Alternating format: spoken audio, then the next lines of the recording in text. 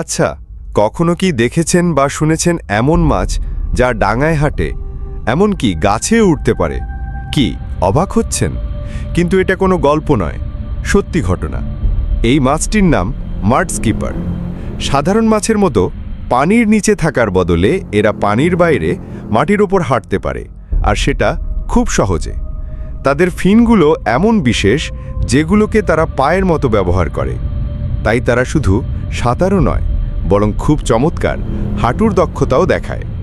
আর শুধু তাই নয়, শ্বাস নেওয়ার জন্য তারা গিলের উপর নির্ভর করে না, বরং ফুসফুস এবং নিজেদের ত্বক দিয়েও শ্বাস নেয়। তাই তারা পানি ছাড়া পরিবেশেও বাঁচতে পারে।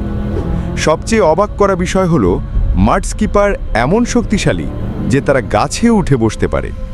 একটু ভাবুন তো, একটা মাছ গাছে উঠছে, একেবারে প্রকৃতির এক বিস্ময়। তারা সাধারণ মাছের মতো না, বরং একদম অন্যরকম প্রজাতি, যাদের জীবনযাপন আমাদের কল্পনাকে ছাপিয়ে যায়।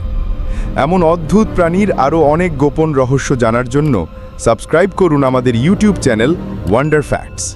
এখানে প্রতিদিন এমন রহস্য, সায়েন্স, ফ্যাক্ট ভিত্তিক ভিডিও আপলোড করা হয়।